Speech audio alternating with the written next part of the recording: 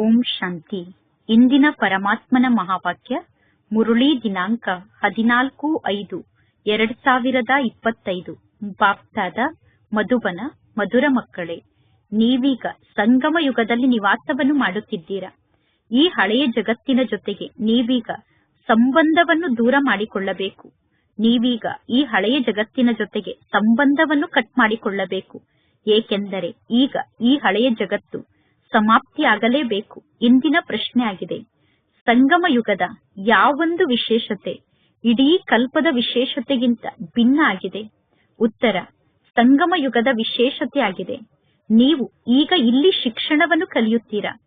ಭವಿಷ್ಯದಲ್ಲಿ ನೀವು ಪದವಿಯನ್ನು ಪಡೆದುಕೊಳ್ಳುತ್ತೀರಾ. ಮುಂದಿನ ಜನ್ಮದಲ್ಲಿ ಪದವಿಯನ್ನು ಪಡೆದುಕೊಳ್ಳುವಂತಹ ಶಿಕ್ಷಣವನ್ನು ಇಡೀ ಕಲ್ಪದಲ್ಲಿ ಎಂದೂ ಯಾರೂ ಕಲಿಯುವುದಿಲ್ಲ. ಈಗ ಮಕ್ಕಳಾದ ನೀವು ಮೃತ್ಯು ಲೋಕದಲ್ಲಿ ಶಿಕ್ಷಣವನ್ನು ಕಲಿಯುತ್ತಿದ್ದೀರಾ.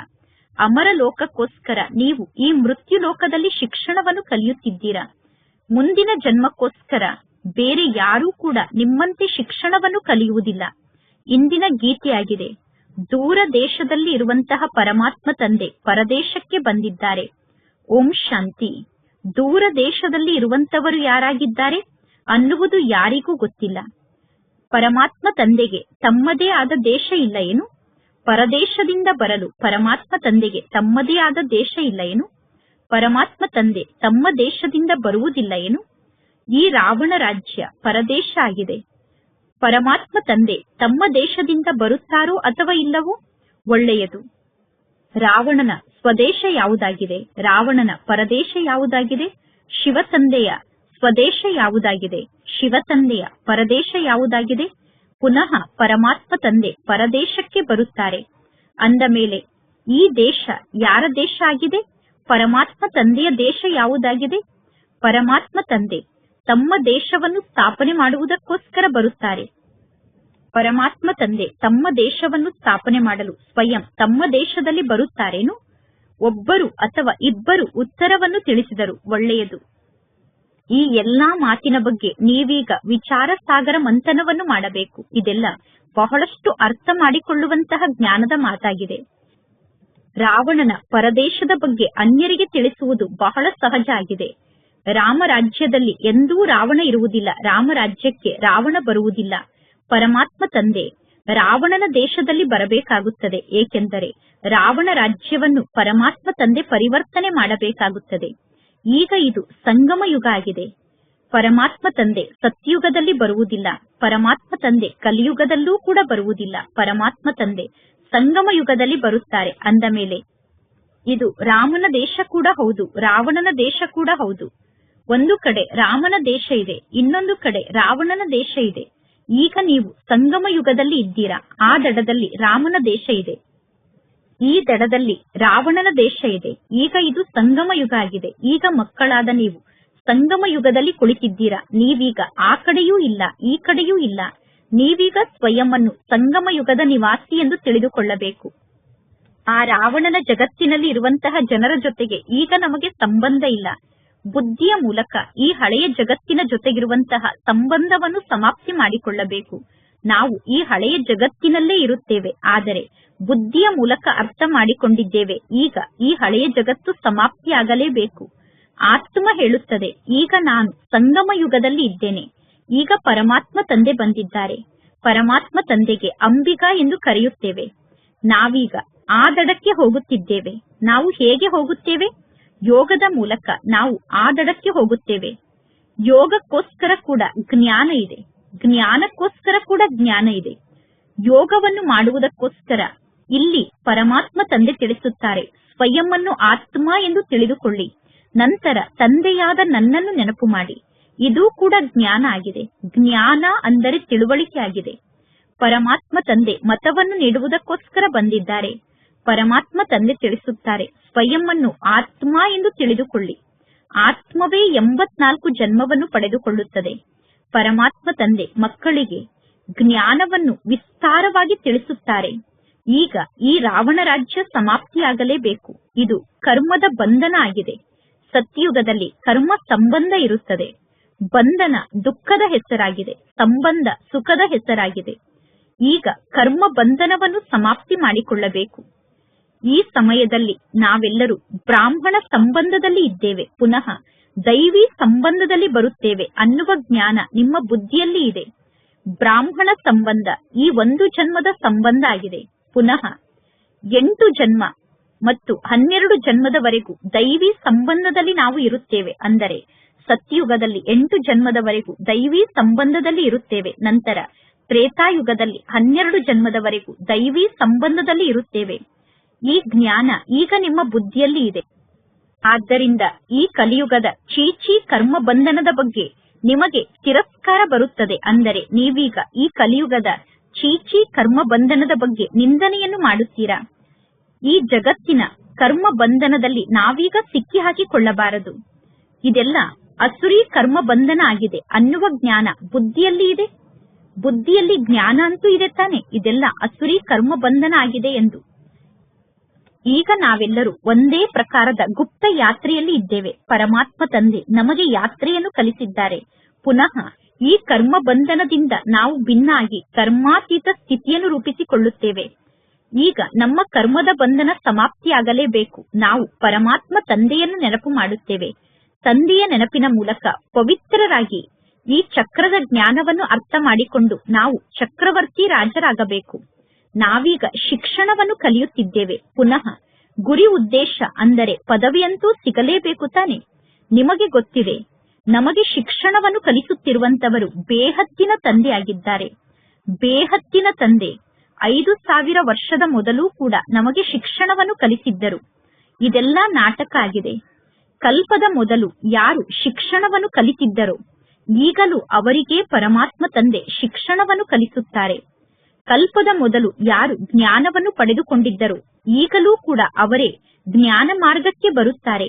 ಮಕ್ಕಳ ಸಂಖ್ಯೆ ವೃದ್ಧಿಯಾಗುತ್ತಾ ಇರುತ್ತದೆ. ಎಲ್ಲರೂ ಸತ್ಯುಗದಲ್ಲಿ ಬರುವುದಿಲ್ಲ. ಇನ್ನು ಎಲ್ಲಾ ಆತ್ಮರು ವಾಪಸ್ ಮನೆಗೆ ಹೋಗುತ್ತಾರೆ. ಆ ಕಡೆ ನರಕ ಇದೆ, ಈ ಕಡೆ ಸ್ವರ್ಗ ಇದೆ. ಆ ಲೌಕಿಕ ಶಿಕ್ಷಣವನ್ನು ಕಲಿಯುವಂತಹ ವಿದ್ಯಾರ್ಥಿಗಳು ತಿಳಿದುಕೊಳ್ಳುತ್ತಾರೆ, ಇದು ನನ್ನ ಶಿಕ್ಷಣ ಆಗಿದೆ. ಈ ಶಿಕ್ಷಣವನ್ನು ಕಲಿತು ನಂತರ ನಾನು ಇಂತಹ ಪದವಿಯನ್ನು ಪಡೆದುಕೊಳ್ಳುತ್ತೇನೆ ಎಂದು. ಈಗ ನಾವು ಸಂಗಮ ಯುಗದಲ್ಲಿ ಶಿಕ್ಷಣವನ್ನು ಕಲಿಯುತ್ತೇವೆ. ನಂತರ ಹೊಸ ಜಗತ್ತಿನಲ್ಲಿ ನಮಗೆ ಇದರ ಪದವಿ ಸಿಗುತ್ತದೆ. ಇದು ಹೊಸ ಮಾತಾಗಿದೆ. ಜಗತ್ತಿನ ಜನ ಎಂದೂ ಕೂಡ ನಾನು ಮುಂದಿನ ಜನ್ಮದಲ್ಲಿ ಪದವಿಯನ್ನು ಪಡೆದುಕೊಳ್ಳುವುದಕ್ಕೋಸ್ಕರ ಈ ಶಿಕ್ಷಣವನ್ನು ಕಲಿಯುತ್ತಿದ್ದೇನೆ ಎಂದು ಹೇಳುವುದಿಲ್ಲ. ನಾನು ಇಲ್ಲಿ ಕಲಿಯುತ್ತಿರುವ ಶಿಕ್ಷಣಕ್ಕೆ ಮುಂದಿನ ಜನ್ಮದಲ್ಲಿ ನನಗೆ ಪದವಿ ಸಿಗುತ್ತದೆ ಎಂದು ಜಗತ್ತಿನ ಜನ ಹೇಳುವುದಿಲ್ಲ. ಈ ಜನ್ಮದಲ್ಲಿ ಮುಂದಿನ ಅನೇಕ ಜನ್ಮದ ಪದವಿಯನ್ನು ಪಡೆದುಕೊಳ್ಳುವುದು ಕೇವಲ ಸಂಗಮ ಯುಗದಲ್ಲಿ ಮಾತ್ರ ನಡೆಯುತ್ತದೆ. ಕೇವಲ ಸಂಗಮ ಯುಗದಲ್ಲಿ ಮಾತ್ರ ಈ ಜನ್ಮದ ಕರ್ಮದ ಮೂಲಕ ಮುಂದಿನ ಅನೇಕ ಜನ್ಮಕ್ಕೋಸ್ಕರ ಫಲವನ್ನು ಪಡೆದುಕೊಳ್ಳುತ್ತೇವೆ. ಪರಮಾತ್ಮ ತಂದೆ ಸಂಗಮ ಯುಗದಲ್ಲೇ ಬರುತ್ತಾರೆ. ನೀವೀಗ ಪುರುಷೋತ್ತಮರಾಗುವುದಕ್ಕೋಸ್ಕರ ಶಿಕ್ಷಣವನ್ನು ಕಲಿಯುತ್ತಿದ್ದೀರಾ. ಪರಮಾತ್ಮ ತಂದೆ ಒಮ್ಮೆ ಮಾತ್ರ ಈ ಸೃಷ್ಟಿಗೆ ಬರುತ್ತಾರೆ. ಭಗವಂತ ತಂದೆ ಜ್ಞಾನದ ಸಾಗರ ಆಗಿ ಬಂದು ಒಮ್ಮೆ ಮಾತ್ರ ಈ ಜ್ಞಾನದ ಶಿಕ್ಷಣವನ್ನು ನಮಗೆ ಕಲಿಸುತ್ತಾರೆ. ಹೊಸ ಜಗತ್ತಾದಂತಹ ಅಮರಪುರಿಗೋಸ್ಕರ ಪರಮಾತ್ಮ ತಂದೆ ಈ ಜ್ಞಾನದ ಶಿಕ್ಷಣವನ್ನು ಕಲಿಸುತ್ತಾರೆ. ಇದು ಕಲಿಯುಗ ಆಗಿದೆ. ಕಲಿಯುಗ ಮೃತ್ಯುಲೋಕ ಆಗಿದೆ. ನಾವೀಗ ಸತ್ಯುಗಕ್ಕೋಸ್ಕರ ಜ್ಞಾನದ ಶಿಕ್ಷಣವನ್ನು ಕಲಿಯುತ್ತಿದ್ದೇವೆ. ನರಕದ ನಿವಾಸಿಗಳಿಂದ ಸ್ವರ್ಗದ ನಿವಾಸಿಗಳಾಗುವುದಕ್ಕೋಸ್ಕರ ಈ ಜ್ಞಾನದ ಶಿಕ್ಷಣವನ್ನು ಕಲಿಯುತ್ತಿದ್ದೇವೆ. ಇದು ಪರದೇಶ ಆಗಿದೆ. ಸತ್ಯುಗ ನಮ್ಮ ಸ್ವಯಂನ ದೇಶ ಆಗಿದೆ. ನಮ್ಮ ಸ್ವದೇಶ ಆದಂತಹ ಸತ್ಯುಗಕ್ಕೆ ಪರಮಾತ್ಮ ತಂದೆ ಬರುವ ಅವಶ್ಯಕತೆ ಇಲ್ಲ. ಈಗ ಮಕ್ಕಳಿಗೋಸ್ಕರ ಆ ದೇಶ ಇದೆ. ಮಕ್ಕಳಾದ ನಿಮಗೋಸ್ಕರ ಸತ್ಯುಗ ಇದೆ. ಸತ್ಯುಗದಲ್ಲಿ ರಾವಣ ಕೂಡ ಬರುವುದಿಲ್ಲ. ರಾವಣ ಮಾಯ ಆಗಿ ಬಿಡುತ್ತಾನೆ. ಪುನಃ ದ್ವಾಪರ ಯುಗದಲ್ಲಿ ರಾವಣ ಬರುತ್ತಾರೆ. ಅಂದ ಮೇಲೆ ಪರಮಾತ್ಮ ತಂದೆ ಕೂಡ ಸತ್ಯುಗ ಬಂದಾಗ ಮಾಯ ಆಗಿ ಬಿಡುತ್ತಾರೆ. ಸತ್ಯುಗದಲ್ಲಿ ಪರಮಾತ್ಮ ತಂದೆಯ ಬಗ್ಗೆ ಯಾರಿಗೂ ಗೊತ್ತಿರುವುದಿಲ್ಲ. ಅಂದ ಮೇಲೆ ಸತ್ಯುಗದಲ್ಲಿ ಪರಮಾತ್ಮ ತಂದೆಯನ್ನು ಹೇಗೆ ನೆನಪು ಮಾಡಲು ಸಾಧ್ಯ?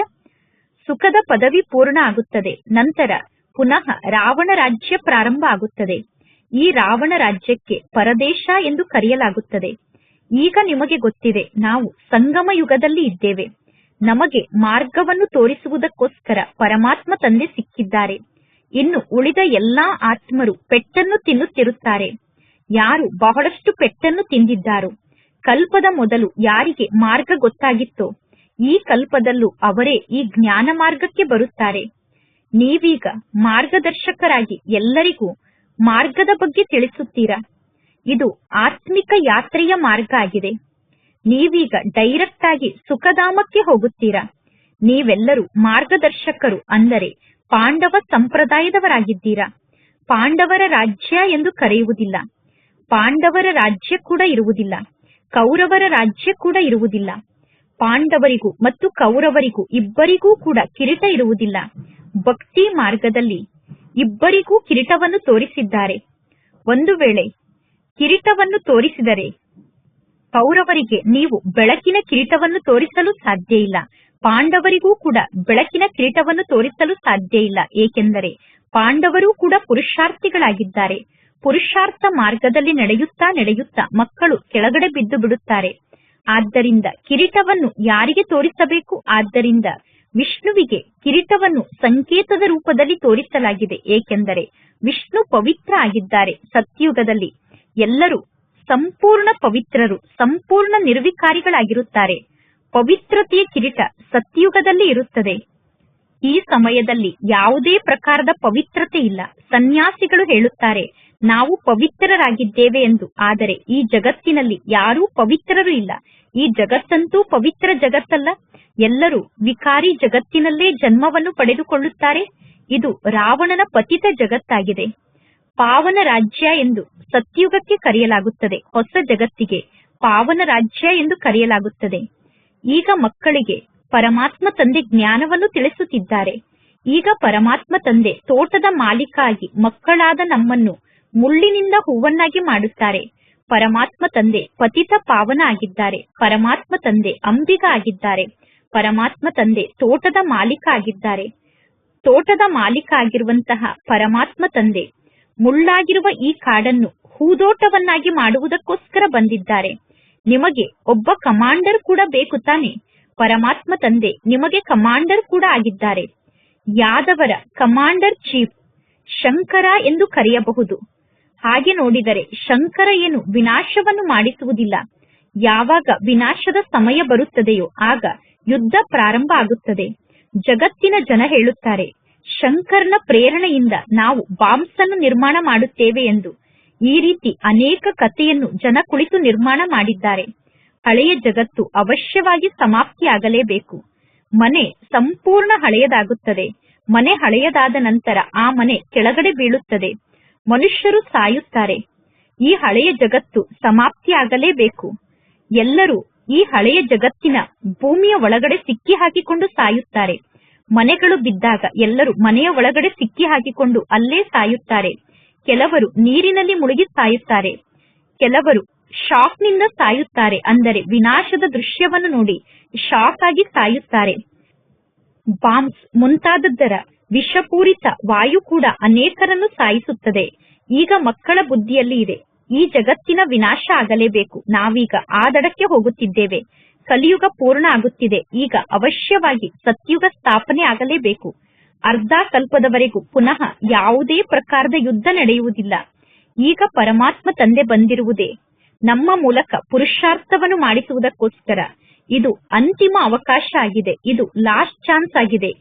ನೀವೀಗ ಸ್ವಲ್ಪ ತಡವನ್ನು ಮಾಡಿದರೂ ಕೂಡ ಇದ್ದಕ್ಕಿದ್ದಂತೆ ಸತ್ತು ಹೋಗುತ್ತೀರಾ. ಸಾವು ಸಮ್ಮುಖದಲ್ಲೇ ನಿಂತಿದೆ. ಇದ್ದಕ್ಕಿದ್ದಂತೆ ಕುಳಿತಲ್ಲೇ ಮನುಷ್ಯರು ಸಾಯುತ್ತಾರೆ. ಸಾಯುವುದಕ್ಕಿಂತ ಮೊದಲು ನೆನಪಿನ ಯಾತ್ರೆಯಲ್ಲಿ ಸ್ಥಿತಾಗಿ. ಈಗ ಮಕ್ಕಳಾದ ನೀವು ವಾಪಸ್ ಮನೆಗೆ ಹೋಗಬೇಕು. ಆದ್ದರಿಂದ ಪರಮಾತ್ಮ ತಂದೆ ತಿಳಿಸುತ್ತಾರೆ, ಮಕ್ಕಳೇ ಈಗ ಮನೆಯನ್ನು ನೆನಪು ಮಾಡಿ. ಮನೆಯ ನೆನಪಿನಲ್ಲಿ ಸ್ಥಿತ ಆದರೆ ಅಂತಮತಿ ಸೋಗತಿ ಆಗುತ್ತದೆ. ಅಂದರೆ ಅಂತಿಮ ಸಮಯದಲ್ಲಿ ಮನೆಯಾದಂತಹ ಪರಮಧಾಮದ ನೆನಪಿನಲ್ಲಿ ಶರೀರವನ್ನು ತ್ಯಾಗ ಮಾಡಿದರೆ ನೀವು ಮನೆಯಾದ ಪರಮಧಾಮಕ್ಕೆ ಹೋಗುತ್ತೀರಾ. ಆದರೆ ಕೇವಲ ಮನೆಯನ್ನು ನೆನಪು ಮಾಡಿದರೆ ನಿಮ್ಮ ಪಾಪ ವಿನಾಶ ಆಗುವುದಿಲ್ಲ. ಪರಮಾತ್ಮ ತಂದೆಯನ್ನು ನೆನಪು ಮಾಡಿದರೆ ನಿಮ್ಮ ಪಾಪ ವಿನಾಶ ಆಗುತ್ತದೆ. ಅಂದ ಮೇಲೆ ನೀವೀಗ ನಿಮ್ಮ ಮನೆಗೆ ವಾಪಸ್ ಹೋಗುತ್ತೀರಾ. ಆದ್ದರಿಂದ ನೀವು ಪರಮಾತ್ಮ ತಂದೆಯನ್ನು ನೆನಪು ಮಾಡುತ್ತಿರಬೇಕು. ನೀವೀಗ ಸ್ವಯಂನ ಚಾರ್ಟ್ ಅನ್ನು ನೋಡಿಕೊಳ್ಳಿ. ಆಗ ನಿಮಗೆ ಗೊತ್ತಾಗುತ್ತದೆ, ಇಡೀ ದಿನದಲ್ಲಿ ನಾನು ಎಂತಹ ಕಾರ್ಯವನ್ನು ಮಾಡಿದೆ, ಇಡೀ ದಿನದಲ್ಲಿ ನಾನು ಯಾವುದೇ ತಪ್ಪನ್ನು ಮಾಡಲಿಲ್ಲ ತಾನೆ ಎಂದು ಚಾರ್ಟ್ ಅನ್ನು ನೋಡಿಕೊಂಡಾಗ ನಿಮಗೆ ಗೊತ್ತಾಗುತ್ತದೆ. ನೀವು 5 ವರ್ಷದವರಿರುವಾಗಿನಿಂದ ಅಥವಾ 6 ವರ್ಷದ ಮಕ್ಕಳಿರುವಾಗಿನಿಂದ ಇಲ್ಲಿಯವರೆಗೂ ನಿಮ್ಮ ಜೀವನದಲ್ಲಿ ನೀವು ಎಂತೆಂತಹ ಕಾರ್ಯವನ್ನು ಮಾಡಿದ್ದೀರಾ ಅನ್ನುವ ಮಾತು ನೆನಪಿನಲ್ಲಿ ಇರುತ್ತದೆ ತಾನೆ. ಎಂದೂ ಈ ರೀತಿ ತಿಳಿದುಕೊಳ್ಳಬೇಡಿ. ಇಡೀ ದಿನ ನಾವು ಮಾಡಿರುವ ತಪ್ಪಿನ ಬಗ್ಗೆ ಪರಮಾತ್ಮ ತಂದೆಗೆ ಪತ್ರವನ್ನು ಬರೆಯುತ್ತಿರಬೇಕು ಎಂದು ತಿಳಿದುಕೊಳ್ಳಬೇಡಿ. ಇಡೀ ದಿನದಲ್ಲಿ ಎಷ್ಟು ಸಮಯ ಪರಮಾತ್ಮ ತಂದೆಯನ್ನು ನೆನಪು ಮಾಡಿದೆ ಅನ್ನುವ ಮಾತಿನ ನೆನಪಂತೂ ಇರುತ್ತದೆ ತಾನೆ. ಹೂದೋಟದಲ್ಲಿ ಕುಳಿತು ಇಷ್ಟು ಸಮಯ ಪರಮಾತ್ಮ ತಂದೆಯನ್ನು ನೆನಪು ಮಾಡಿದೆ. ಅಂಗಡಿಯಲ್ಲಿ ಕುಳಿತಿದ್ದೆ, ಯಾವ ಗಿರಾಕಿಗಳೂ ಇರಲಿಲ್ಲ, ಆಗ ನಾನು ತಂದೆಯ ನೆನಪಿನಲ್ಲಿ ಕುಳಿತಿದ್ದೆ. ಈ ರೀತಿ ಆಂತರ್ಯದಲ್ಲೇ ನಾನು ಎಷ್ಟು ಸಮಯ ಪರಮಾತ್ಮ ತಂದೆಯನ್ನು ನೆನಪು ಮಾಡಿದೆ ಎಂದು ನೋಟ್ ಮಾಡಿಕೊಳ್ಳಬೇಕು. ಒಂದು ವೇಳೆ ನೀವು ಅದನ್ನು ಬರೆಯಬೇಕು ಎಂದು ಬಯಸಿದರೆ ನೀವು ಡೈರಿಯನ್ನು ಇಡಬೇಕಾಗುತ್ತದೆ. ಮುಖ್ಯ ಮಾತಂತೂ ತಂದೆಯ ನೆನಪೇ ಆಗಿದೆ. ನೀವೀಗ ತಮೋ ಪ್ರಧಾನರಿಂದ ಸತೋ ಪ್ರಧಾನ ಆಗುವುದು ಹೇಗೆ ಅನ್ನುವುದೇ ಮುಖ್ಯ ಮಾತಾಗಿದೆ. ತಮೋ ಪ್ರಧಾನರಿಂದ ಸತೋ ಪ್ರಧಾನರಾಗುವುದೇ ಮುಖ್ಯ ಮಾತಾಗಿದೆ. ನಾವೀಗ ಹೇಗಾದರೂ ಮಾಡಿ ಪವಿತ್ರ ಜಗತ್ತಿಗೆ ಮಾಲೀಕರಾಗಬೇಕು. ನಾವು ಪವಿತ್ರ ಜಗತ್ತಿಗೆ ಹೇಗೆ ಮಾಲೀಕರಾಗುವುದು ಅನ್ನುವುದೇ ಮುಖ್ಯವಾದ ಮಾತಾಗಿದೆ. ನಾವೀಗ ಪತಿತರಿಂದ ಹೇಗೆ ಪಾವನ ಆಗುವುದು ಅನ್ನುವುದೇ ಮುಖ್ಯ ಮಾತಾಗಿದೆ.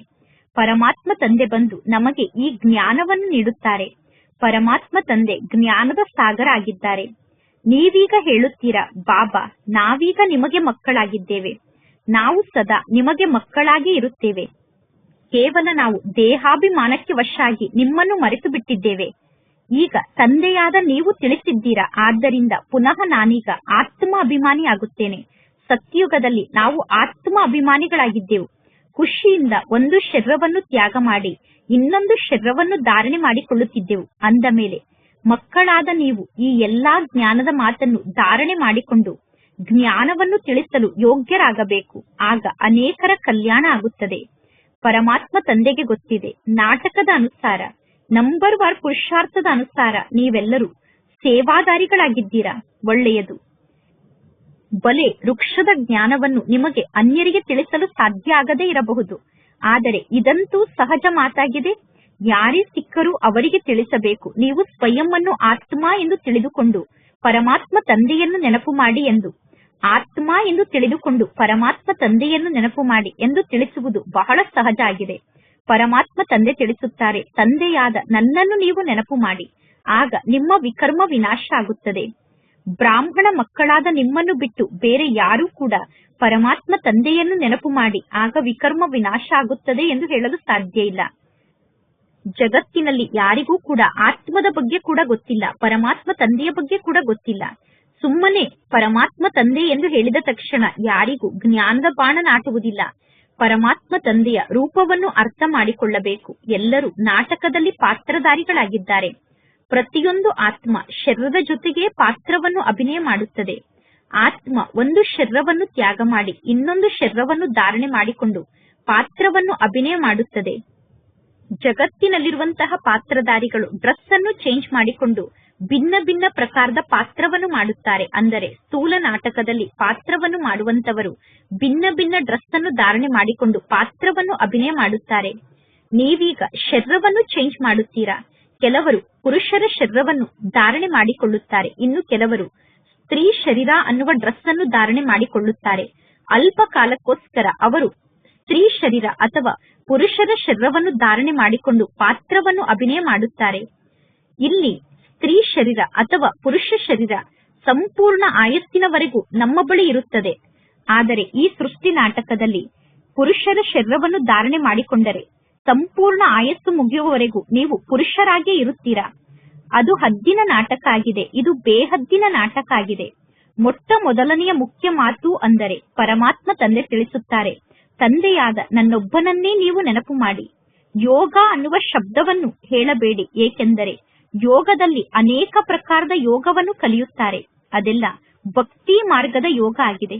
ಈಗ ಪರಮಾತ್ಮ ತಂದೆ ತಿಳಿಸುತ್ತಾರೆ, ತಂದೆಯಾದ ನನ್ನನ್ನು ನೀವು ನೆನಪು ಮಾಡಿ ಮತ್ತು ಮನೆಯನ್ನು ನೀವು ನೆನಪು ಮಾಡಿ, ಆಗ ನೀವು ವಾಪಸ್ ಮನೆಗೆ ಹೋಗುತ್ತೀರಾ.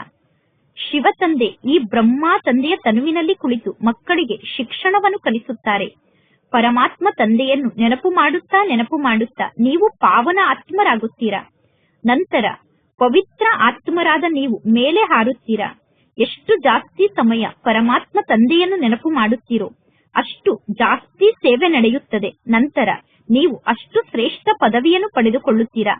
ಎಷ್ಟು ಜಾಸ್ತಿ ಸಮಯ ತಂದೆಯನ್ನು ನೆನಪು ಮಾಡಿರುತ್ತೀರೋ ಅಷ್ಟು ಸೇವೆ ನಡೆಯುತ್ತದೆ, ಅಷ್ಟು ಶ್ರೇಷ್ಠ ಪದವಿ ನಿಮಗೆ ಸಿಗುತ್ತದೆ. ನೆನಪಿನಲ್ಲೇ ಮಾಯೆ ಬಹಳಷ್ಟು ವಿಘ್ನವನ್ನು ಹಾಕುತ್ತದೆ.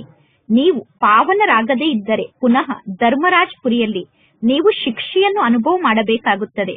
ಆಗ ಧರ್ಮರಾಜ್ಪುರಿಯಲ್ಲಿ ನಿಮ್ಮ ಗೌರವ ಹಾಳಾಗುತ್ತದೆ, ಅಂದರೆ ಮರ್ಯಾದೆ ಹೋಗುತ್ತದೆ.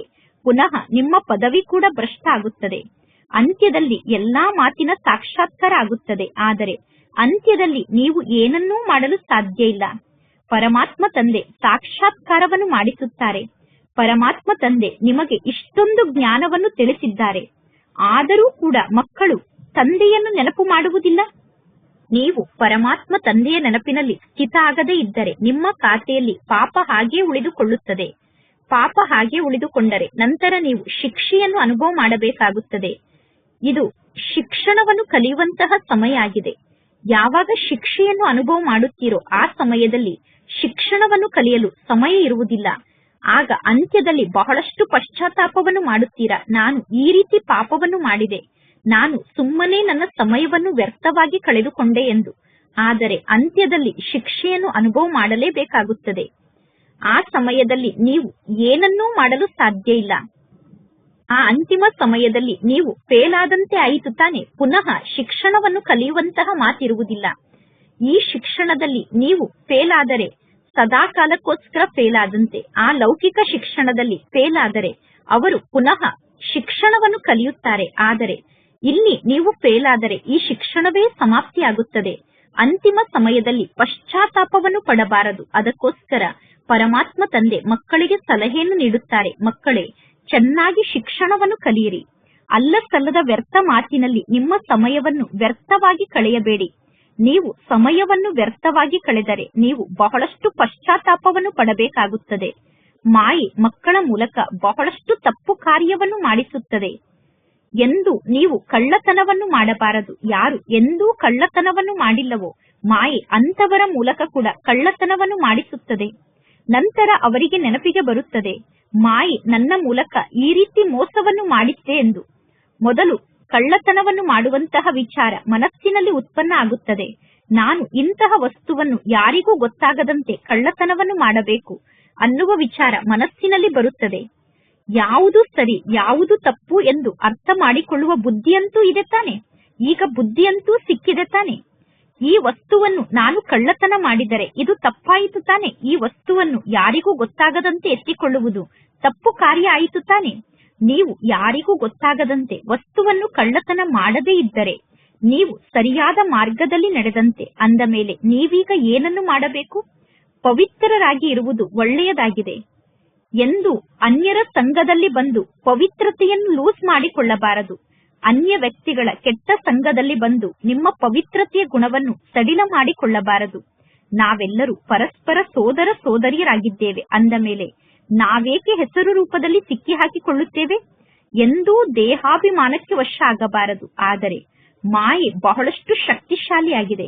ಮಾಯೆ ಮಕ್ಕಳ ಮೂಲಕ ತಪ್ಪು ಕಾರ್ಯವನ್ನು ಮಾಡಿಸುತ್ತದೆ. ಮಕ್ಕಳ ಮೂಲಕ ತಪ್ಪು ಕಾರ್ಯವನ್ನು ಮಾಡಿಸಲು ಮಾಯೆ ಪ್ರಯತ್ನವನ್ನು ಪಡುತ್ತದೆ. ಮಾಯೆ ತಪ್ಪು ಕಾರ್ಯವನ್ನು ಮಾಡಿಸುವಾಗ ತಪ್ಪು ಕಾರ್ಯವನ್ನು ಮಾಡಬೇಕು ಅನ್ನುವ ಸಂಕಲ್ಪ ಮಕ್ಕಳ ಮನಸ್ಸಿನಲ್ಲಿ ಉತ್ಪನ್ನ ಆಗುವಂತೆ ಮಾಯೆ ಮಾಡುತ್ತದೆ. ಪರಮಾತ್ಮ ತಂದೆ ತಿಳಿಸುತ್ತಾರೆ, ನೀವೀಗ ತಪ್ಪು ಕಾರ್ಯವನ್ನು ಮಾಡಬಾರದು. ಯುದ್ಧ ನಡೆಯುತ್ತದೆ. ಯುದ್ಧ ನಡೆಯುವಾಗ ಅನೇಕರು ಪುನಃ ಕೆಳಗಡೆ ಬಿದ್ದು ಬಿಡುತ್ತಾರೆ. ಕೆಳಗಡೆ ಬಿದ್ದ ನಂತರ ಪುನಃ ಸರಿಯಾದ ಕಾರ್ಯವನ್ನು ಮಾಡುವಂತಹ ವಿಚಾರ ಬುದ್ಧಿಯಲ್ಲಿ ಬರುವುದಿಲ್ಲ. ನೀವೀಗ ಸರಿಯಾದ ಕಾರ್ಯವನ್ನೇ ಮಾಡಬೇಕು. ಅಂಧರಿಗೆ ಊರುಗೋಲಾಗಬೇಕು. ಅಂಧರಿಗೆ ಊರುಗೋಲಾಗುವುದು ಬಹಳ ಒಳ್ಳೆಯ ಕಾರ್ಯ ಆಗಿದೆ. ಶರೀರ ನಿರ್ವಹಣೆಗೋಸ್ಕರ ಸಮಯ ಅಂತೂ ಇದೆ. ಶರೀರಕ್ಕೋಸ್ಕರ ಸಂಪಾದನೆಯನ್ನು ಮಾಡಿಕೊಳ್ಳಲು ನಿಮ್ಮ ಬಳಿ ಸಮಯ ಇದೆ. ರಾತ್ರಿ ನಿದ್ದೆಯನ್ನೂ ಕೂಡ ಮಾಡಬೇಕು. ಆತ್ಮಕ್ಕೆ ಸುಸ್ತಾಗುತ್ತದೆ. ಸುಸ್ತಾದಾಗ ಆತ್ಮ ಹೋಗಿ ಮಲಗಿ ಬಿಡುತ್ತದೆ. ಆತ್ಮ ಮಲಗಿದಾಗ ಶರೀರ ಕೂಡ ಮಲಗುತ್ತದೆ. ಅಂದ ಮೇಲೆ ಶರೀರ ನಿರ್ವಹಣೆಗೋಸ್ಕರ ನಿಮ್ಮ ಬಳಿ ಸಮಯ ಇದೆ. ವಿಶ್ರಾಂತಿಯನ್ನು ತೆಗೆದುಕೊಳ್ಳಲು ಅಂದರೆ ನಿದ್ದೆಯನ್ನು ಮಾಡಲು ನಿಮ್ಮ ಬಳಿ ಸಮಯ ಇದೆ. ಇನ್ನು ಉಳಿದ ಸಮಯದಲ್ಲಿ ತಂದೆಯಾದ ನನ್ನ ಸೇವೆಯಲ್ಲಿ ತೊಡಗಿ ನೆನಪಿನ ಚಾರ್ಟ್ ಅನ್ನು ಬರೆಯಿರಿ. ಮಕ್ಕಳಾದ ನೀವೀಗ ಪರಮಾತ್ಮ ತಂದೆಗೆ ಪತ್ರವನ್ನು ಬರೆಯುತ್ತೀರಾ. ಪುರುಷಾರ್ಥ ಮಾರ್ಗದಲ್ಲಿ ನಡೆಯುತ್ತಾ ನಾನು ಫೇಲಾಗಿ ಬಿಟ್ಟೆ ಎಂದು. ಪರಮಾತ್ಮ ತಂದೆಯನ್ನು ನೀವು ನೆನಪು ಮಾಡುವುದಿಲ್ಲ. ತಂದೆಯನ್ನು ನೆನಪು ಮಾಡದೇ ಇದ್ದರೆ, ನೀವು ಸೇವೆಯನ್ನು ಮಾಡದೇ ಇದ್ದರೆ ನಿಮ್ಮ ಮೂಲಕ ಕೆಟ್ಟ ಕಾರ್ಯ ನಡೆಯುತ್ತದೆ. ಒಳ್ಳೆಯದು. ಮಧುರಾತಿ ಮಧುರ ಅಗಲಿ ಹೋಗಿ ಮರಳಿ ಸಿಕ್ಕಿರುವ ಮಕ್ಕಳ ಪ್ರತಿ ಮಾಸ್ಪಿತಾ ಬಾಪ್ತಾದರವರ ನೆನಪು, ಪ್ರೀತಿ ಹಾಗೂ ಸುಪ್ರಭಾತ. ಆತ್ಮಿಕ ಮಕ್ಕಳಿಗೆ ಆತ್ಮಿಕ ತಂದೆಯ ನಮಸ್ತೆ. ಆತ್ಮಿಕ ತಂದೆಗೆ ಆತ್ಮಿಕ ಮಕ್ಕಳ ನೆನಪು, ಪ್ರೀತಿ ಹಾಗೂ ನಮಸ್ತೆ ನಮಸ್ತೆ ನಮಸ್ತೆ. ಧಾರಣೆಗೋಸ್ಕರ ಮುಖ್ಯ ಸಾರ. ಫಸ್ಟ್ ಪಾಯಿಂಟ್, ಅಲ್ಲ ಸಲ್ಲದ ವ್ಯರ್ಥ ಮಾತನ್ನು ಮಾತನಾಡುತ್ತಾ ನಿಮ್ಮ ಸಮಯವನ್ನು ವ್ಯರ್ಥವಾಗಿ ಕಳೆಯಬಾರದು. ಮಾಯೆ ನಮ್ಮ ಮೂಲಕ ಯಾವುದೇ ಉಲ್ಟಾ ಕಾರ್ಯವನ್ನು ಮಾಡಿಸಬಾರದು ಅನ್ನುವ ಮಾತಿನ ಬಗ್ಗೆ ಗಮನ ಇರಬೇಕು. ಸಂಘ ದೋಷದಲ್ಲಿ ಬಂದು ಎಂದೂ ಕೂಡ ಪವಿತ್ರತೆಯನ್ನು ಲೂಸ್ ಮಾಡಿಕೊಳ್ಳಬಾರದು. ಸಂಘ ದೋಷದಲ್ಲಿ ಬಂದು ಅಪವಿತ್ರರಾಗಬಾರದು. ದೇಹಾಭಿಮಾನಕ್ಕೆ ವಶಾಗಿ ಎಂದೂ ಯಾರ ಹೆಸರು ರೂಪದಲ್ಲೂ ಕೂಡ ಸಿಕ್ಕಿ ಹಾಕಿಕೊಳ್ಳಬಾರದು. ಸೆಕೆಂಡ್ ಪಾಯಿಂಟ್, ಮನೆಯ ನೆನಪಿನ ಜೊತೆಗೆ ಪರಮಾತ್ಮ ತಂದೆಯನ್ನೂ ಕೂಡ ನೆನಪು ಮಾಡಬೇಕು. ನೆನಪಿನ ಚಾರ್ಟ್ನ ಡೈರಿಯನ್ನು ಇಡಬೇಕು. ಡೈರಿಯಲ್ಲಿ ನೋಟ್ ಮಾಡಿಕೊಳ್ಳಬೇಕು. ಇಡೀ ದಿನದಲ್ಲಿ ನಾನು ಎಂತೆಂತಹ ಕಾರ್ಯವನ್ನು ಮಾಡಿದೆ, ಇಡೀ ದಿನದಲ್ಲಿ ಎಷ್ಟು ಸಮಯ ಪರಮಾತ್ಮ ತಂದೆಯ ನೆನಪಿನಲ್ಲಿ ಸ್ಥಿತ ಆಗಿದ್ದೆ ಎಂದು. ಇಂದಿನ ವರದಾನ ಆಗಿದೆ, ನಮ್ರತೆ ಅನ್ನುವ ಕವಚದ ಮೂಲಕ ವ್ಯರ್ಥ ಅನ್ನುವ ರಾವಣನನ್ನು ಸುಡುವಂತಹ ಸತ್ಯ ಸ್ನೇಹಿಗಳು ಮತ್ತು ಸಹಯೋಗಿಗಳಾಗಿ ನಿಮ್ಮ ಸಂಘಟನೆಯಲ್ಲಿ ಯಾರು ಎಷ್ಟೇ ಅವಗುಣ ಅಥವಾ ತಪ್ಪನ್ನು ಹುಡುಕಲು ಪ್ರಯತ್ನ ಪಟ್ಟರೂ ಕೂಡ ನಿಮ್ಮ ಸಂಘಟನೆಯ ಮಧ್ಯದಲ್ಲಿ ಸ್ವಭಾವ ಸಂಸ್ಕಾರದ ಘರ್ಷಣೆ ಕಾಣಿಸಬಾರದು. ಒಂದು ವೇಳೆ ಯಾರಾದರೂ ನಿಂದನೆಯನ್ನು ಮಾಡಿದರೆ, ಬೈದರೆ, ನೀವು ಸಂತರಾಗಿ ಬಿಡಿ, ಅಂದರೆ ಮಹಾತ್ಮರಾಗಿ ಬಿಡಿ.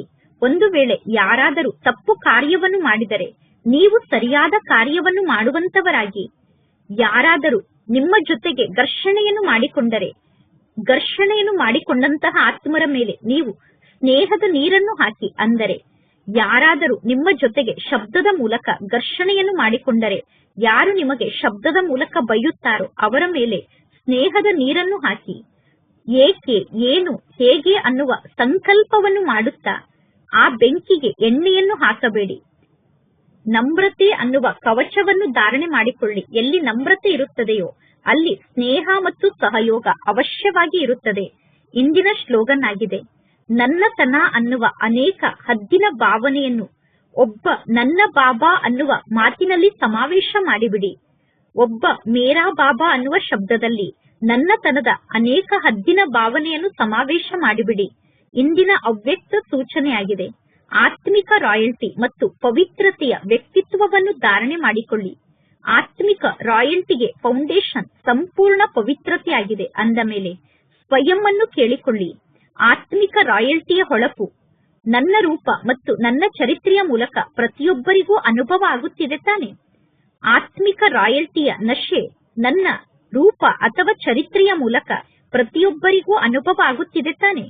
ಜ್ಞಾನ ಅನ್ನುವ ದರ್ಪಣದಲ್ಲಿ ಸ್ವಯಂ ಅನ್ನು ನೋಡಿಕೊಳ್ಳಿ. ನನ್ನ ಚೆಹರೆಯಲ್ಲಿ, ನನ್ನ ಚಲನೆಯಲ್ಲಿ ಆ ಆತ್ಮಿಕ ರಾಯಲ್ಟಿ ಕಾಣಿಸುತ್ತಿದೆ ತಾನೆ, ಅಥವಾ ನನ್ನ ಮೂಲಕ ಸಾಧಾರಣ ಚಲನೆ ಮತ್ತು ಚೆಹರೆ ಕಾಣಿಸುತ್ತಿದೆಯೋ ಎಂದು ಸ್ವಯಂ ಅನ್ನು ನೋಡಿಕೊಳ್ಳಿ. ಒಳ್ಳೆಯದು. ಓಂ ಶಾಂತಿ.